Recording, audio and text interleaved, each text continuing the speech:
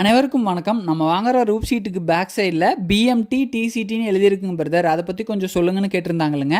பிஎம்டினா base metal திக்னஸ்ங்க. நம்ம ஒரு 0.47 mm thickness sheet எடுக்கிறோன்னா அதனோட பேஸ் மெட்டல் வந்து 0.42 mm வருங்க. அதுக்கும் மேலே aluminium, silicon, zinc combination apply பண்ணுவாங்க நம்ம எடுக்கிற ஜிஎஸ்எம்முக்கு தகுந்த மாதிரி.